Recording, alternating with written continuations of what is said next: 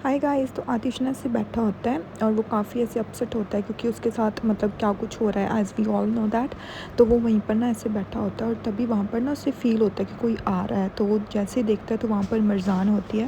भाई मेरे को ना ये चीज़ नहीं अच्छी लग रही कि ये इलुल के साथ नहीं जाता, इसको ना थोड़ा सा इलुल को टाइम देना चाहिए। तो तभी मरजान वहाँ पर उसके साथ आकर बैठ जाती है और मतलब वहाँ पर ना आतिश ऐसे रोने से लगता है। तो मरजान भी कुछ नहीं कहती और वो भी उसके साथ ऐसे ना रोने लगती है। तो वो कॉन्टीन्यूसली दोनों बैठे वहाँ पर ऐसे रोते रोते रहते हैं और वो दोनों एक दूसरे से कोई भी बात नहीं करते। एंड ये बात मेरे को अच्छी लगती है कि ये मरजान मतलब आतिश का उस टाइम साथ देती है, लाइक उसको अकेला नहीं छोड़ती। फिर उसके बाद ना मिर्ज़ान और आतिश दोनों रूम में आ जाते हैं। तो मिर्ज़ान ऐसे अपने कपड़े चेंज करने के लिए लाइक नाइट ड्रेस पहनने के लिए जा रही होती है।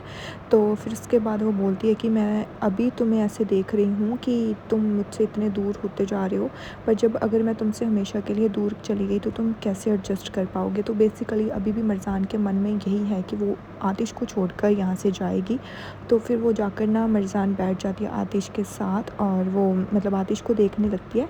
तो आतिश कोई भी रिस्पॉन्स नहीं देता। तो फिर उसके बाद ना वो फाइनली पूछ लेती है कि क्या तुमने सोना नहीं है। तो आतिश फिर नहीं बोलता। तो वो फिर से बोलते हैं कि आतिश। तो वो बोलता है कि नहीं नहीं, मैं ऐसे ही ठीक हूँ, मेरे को अभी नींद नहीं आ रही, तो मुझे ऐसे ही बैठना है। तो फिर उसके बाद ना वो बोलती है कि नहीं नहीं, तुम्हें अपनी नींद तो पूरी करनी चाहिए, मेरे को ऐसे लगता है कि तुम्हें ना थोड़ा रेस्ट कर लेना चाहिए। जाकर लेट जाते हैं हम दोनों ही। तो वो बोलते हैं कि नहीं, मेरे को ऐसे ही अच्छा लग रहा है और मैं थका भी नहीं हुआ हूँ। तो फिर मिर्ज़ान कहती है कि चलो ठीक है। तो फिर मिर्ज़ान ऐसे चुप चुप रहती है। फिर ना आतिश ऐसे उससे बोलता है कि मतलब जब तक तुम मेरे साथ हो ना तो तब तक मुझे कोई भी टेंशन नहीं है और मैं किसी के से भी ऐसे थक नहीं सकता।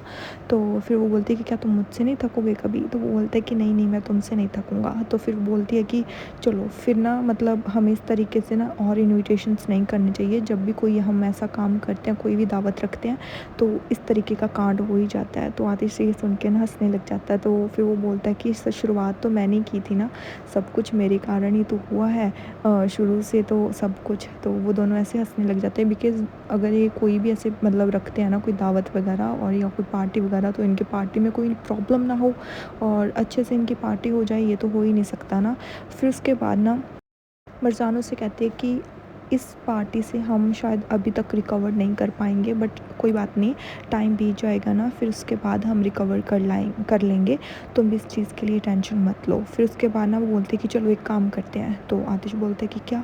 तो वो बोलते कि चलो मुझे फॉलो करो। तो वो बोलते कि बताओ तो सही। वो बोलती है कि बाद में बताऊँगी ना, तुम चलो तो सही। तो आतिश कहता है कि पहले मुझे बताओ। तो वो बोलती कि सरप्राइज़ है, सरप्राइज़ बताया थोड़ी जाता है, चलो मेरे साथ। तो वो आतिश का ऐसे हाथ पकड़ती है और उसको ना वहाँ से ले जाती है। फिर उसके बाद सीन शिफ्ट हो जाता है। फाइनली सीन शिफ्ट हुआ इन दोनों पर, जमाल और दीमत पर। तो वो भी ना ऐसे इलुल और आतिश की बातें कर रहे होते हैं कि मतलब इलुल बहुत ज़्यादा अपसेट है और मरजान उससे भी ज़्यादा अपसेट है। तो फिर वो बोल रहा होता है कि मतलब मेरे को अब नहीं पता कि इन लोगों के साथ अब क्या होगा, मैं बस यही चाहता हूँ कि ये दावत में जो कुछ हुआ ना इनकी लाइफ पर असर ना पड़े उस चीज़ का, और ये सब कुछ संभाल लें। तो दीमत होती है जो बोलती है कि हाँ, बोलती है कि सही बात है, इलुल है वो सब कुछ रिजेक्ट कर रही है और वो उनको मनाना ही नहीं चाहती और वो उनके पास जाने नहीं चाहती। और मिर्ज़ान ने तो बहुत बड़ा मतलब स्टेप ले लिया सिर्फ इलुल के कारण। अब उस पर सब लोग उंगलियां उठा रहे हैं, स्टिल वो भी इलुल के कारण। फिर उसके बाद ना वो बोलते हैं कि कोई बात नहीं, मैं अपने ब्रदर को अच्छे से जानता हूँ, आतिश संभाल लेगा सब कुछ, वो इस तरीके की बड़ी बड़ी जॉब्स के लिए ही तो बना है। उसको ना इस तरीके के स्ट्रगल्स बहुत पसंद हैं और मरजान भी इसी तरीके की है। वो भी मतलब ऐसे डरती नहीं है, जल्दी हिम्मत नहीं हारती है। तो मुझे लगता है कि वो पक्का एक ना एक दिन तो सक्सेस ज़रूर हो जाएंगे। सो मुझे नहीं लगता कि हमें उन दोनों के बारे में कोई भी टेंशन लेनी चाहिए। आई थिंक धीरे धीरे इलुल को भी ये चीज़ समझ आ जाएगी और वो इलुल भी मान जाएगी। बट द थिंग इज़ कि इलुल मान जाएगी, मैं कहती हूँ कि इलुल मान जाएगी, बट थोड़ा सा उसको ना स्पेस दो, थोड़ा सा उसको टाइम दो, एटलीस्ट उससे बात करने की कोशिश करो। आतिश का ही तो खून है वो, आतिश उससे बात नहीं करेगा तो कैसे मानेंगी। एवरी रिलेशनशिप वॉन्ट्स टाइम यार। अगर उसको पता है कि वो मरजान को लाइक नहीं करती है तो जस्ट आतिश को उसको अपना टाइम देना चाहिए ताकि वो धीरे धीरे समझा सके कि इसमें मरजान की कोई भी गलती नहीं है और टाइम के अकॉर्डिंग धीरे धीरे सब कुछ ठीक हो जाता है। आई डोंट नो, मतलब मेरे को ये चीज़ लगती है, ये मेरा ओपिनियन है।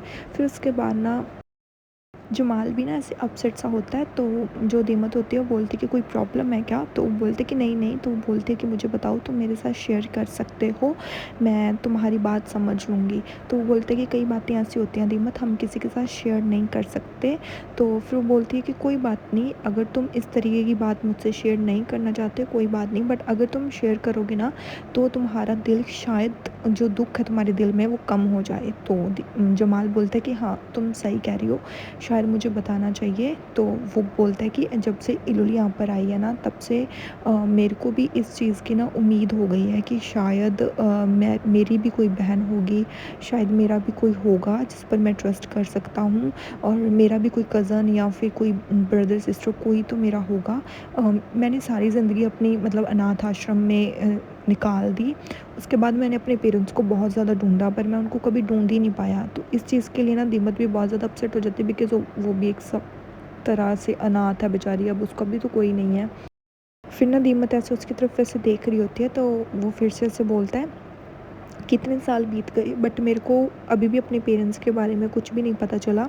जो मेरे अंदर ये क्यूरियोसिटी है कि कौन है मेरे फादर, कौन है मेरी मदर, एटलीस्ट भले मेरी फैमिली नहीं है बट कोई तो रिलेटिव होगा ना, एटलीस्ट मुझे पता तो चलेगा कि मेरी फैमिली थी कौन।